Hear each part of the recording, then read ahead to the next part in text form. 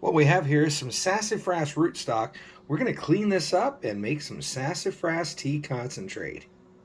So by cleaning this up, all we've really done is washed it thoroughly, scrubbed it with a brush to make sure we've removed all of the dirt from the rootstock. And next we're going to peel it. The bark portion of the root adds a hint more bitterness to the tea. And so we're going to clean that up, and then we're going to split each of these down. So when I'm peeling this, all I'm really doing is just scraping the surface, because I don't want to remove a lot of the material. I just want to remove that papery bark on the outside, and as much of that as I can possibly get off. So once we've cleaned these up pretty good, we're going to cut these down to sizable pieces.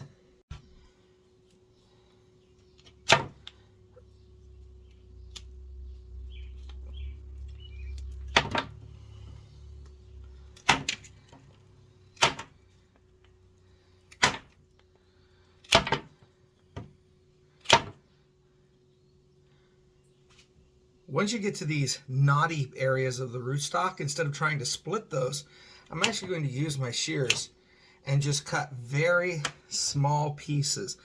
The more of this root area that we have exposed, the more flavor that we're going to get from this when we're making our tea, when we're steeping this. So I'm going to split this and cut this into a lot of small pieces.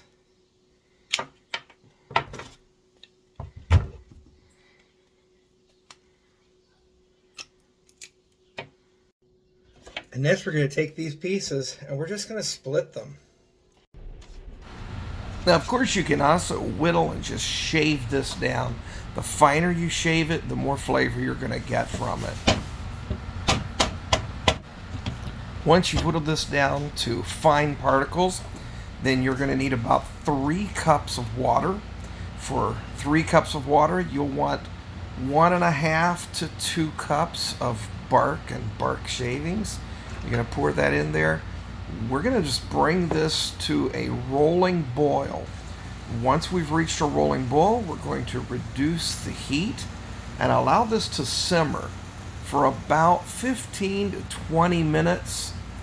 It can go as long as 30. Now this is going to thicken, and so sassafras is naturally going to thicken any liquid that you put it in. So we'll just cover this and let it simmer. After 15 to 20 minutes, we're just going to set this on the back burner and let it cool for a bit. And we're going to get everything ready to filter this. I used my old faithful pour-over Stanley coffee brewer to filter out all of the wood and particles. But any coffee filter or even cheesecloth will work just fine. It's difficult to see in this video, and while it's still hot, but this is already somewhat syrupy because of the thickening power of that sassafras. When it's finished, you should have a nice amber color. Finally, we're going to add sugar. And we're going to add 1 part sugar for each part water. So if you started with 3 cups of water, you'll need 3 to 3.5 cups of sugar. And we're going to bring this back to a boil.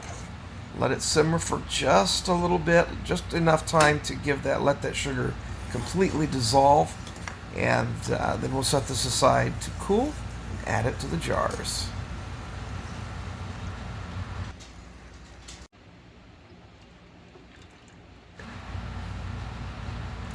We're going to pour this into a jar. We're going to place a seal on it and a ring and close that, and this can be stored in the refrigerator unsealed for up to a year. And much longer sealed.